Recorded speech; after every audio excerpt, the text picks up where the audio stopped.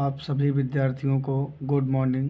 जैसा कि हमने पिछले वीडियो में कुछ मात्रकों के बारे में बताए थे, तो आज हम कुछ विशेष मात्रकों के बारे में भी चर्चा करेंगे।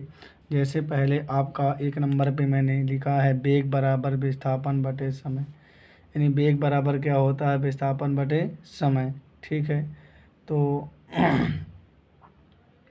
इसमें देखेंगे वेग बराबर विस्थापन बटे समय है और इसका मात्रक क्या होता है, इसका मात्रक होता है वेग विस्थापन यदि रहेगा तो क्या हो जाएगा मीटर और बटे क्या हो जाएगा सेकंड हो जाएगा। क्या हो जाएगा मीटर बटे सेकंड, और यहाँ हो जाएगा मीटर सेकंड की पावर -1 हो जाएगा। कैसे, देखो वेग कैसे, वेग बराबर विस्थापन बटे समय होता है। मतलब सिंपल सी बात रहती है कि वेग हम कहते किसे हैं, तो वेग की चर्चा, त्वरण की चर्चा और बल की चर्चा हम अपने आगे के चैप्टरों में करेंगे, लेकिन थोड़ी सी चर्चा यहाँ मैं कर देता हूँ ताकि आपको याद रहे कि वेग इसे हम कहते हैं। देखो वेग और चाल की बात किया जाए, चाल क्या है और वेग क्या है।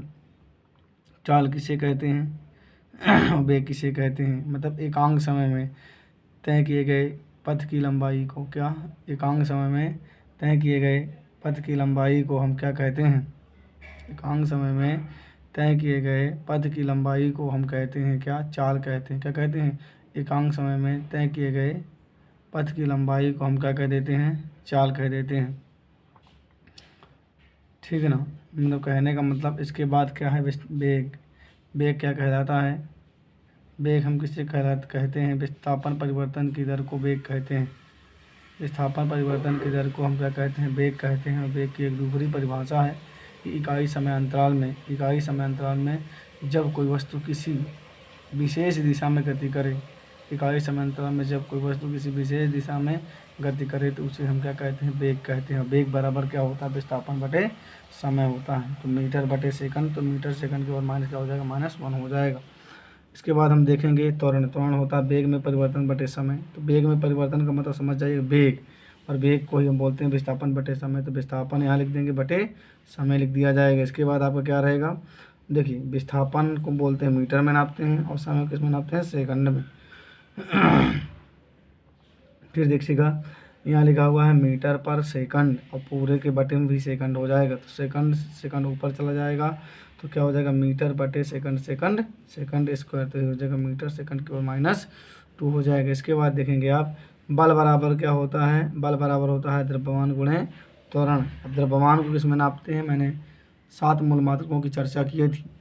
पहला लंबाई, क्या होता है, लंबाई का मात्रक मीटर, द्रव्यमान का किलोग्राम, तो द्रव्यमान की जगह किलोग्राम हो जाएगा। त्वरण का भी हमने ऊपर निकाला, त्वरण के जब हमने निकाल ही लिया है तो सीधे हम रख देते हैं कि मीटर पर सेकंड स्क्वायर है, मीटर बटे सेकंड स्क्वायर, तो क्या हो जाएगा केजी इंटू मीटर बटे सेकंड स्क्वायर। और इसको अच्छे से सॉल्व यदि किया जाए तो क्या आ जाएगा, सॉल्व करने पे आ जाएगा केजी इंटू मीटर सेकंड के बाद -2 आ जाएगा। ठीक, तो फिर हम आगे चलते हैं। यहाँ पास दूरी, दूरी किसे कहते हैं, तय किए गए पथ की लंबाई, क्या तय किए गए पथ की लंबाई को हम क्या कह देते हैं, दूरी कहते हैं। ठीक है, समझिएगा, दूरी में थोड़ा सा समझा देते एक बार। तय किए गए पथ की लंबाई को हम क्या कहते हैं, दूरी कहते हैं।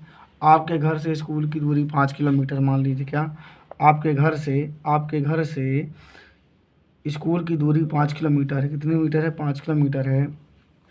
देखिए, तो घर से स्कूल क्या हो जाएगा, घर से स्कूल। अब घर से स्कूल की बात यदि करें तो घर से स्कूल 5 किलोमीटर है, तो घर से स्कूल 5 और स्कूल से घर 5, ये 5 टोटल कितना हो जाएगा, 10 किलोमीटर। तो ये हमारी हो गई कुल दूरी। सेम विस्थापन में देखेंगे तो विस्थापन क्या कहलाता है, विस्थापन का मतलब ही सीधे सीधे होता है प्रारंभिक बिंदु से अंतिम बिंदु की न्यूनतम दूरी होती है। क्या, प्रारंभिक से अंतिम बिंदु की न्यूनतम दूरी को ही हम क्या कहते हैं, विस्थापन। अब देखेंगे घर से स्कूल जाएगा तो इसका विस्थापन 5 किलोमीटर होगा, घर से स्कूल जाएगा तो विस्थापन 5 किलोमीटर, लेकिन स्कूल से घर आएगा हो जाएगा 0। क्यों, क्योंकि घर से ही चला था और घर में ही पहुंच जाएगा, तो उसके विस्थापन में कोई परिवर्तन नहीं होगा। इसलिए क्या हो जाएगा, घर से स्कूल तो क्या हो जाएगा, केवल आ जाएगा यहाँ पास आएगा, तो यहाँ आएगा स्कूल का आएगा सिंपल सा, देखेंगे तो यहाँ आ जाएगा 5 - 5 0 आ जाएगा, केवल क्या आ जाएगा, 0 आ जाएगा।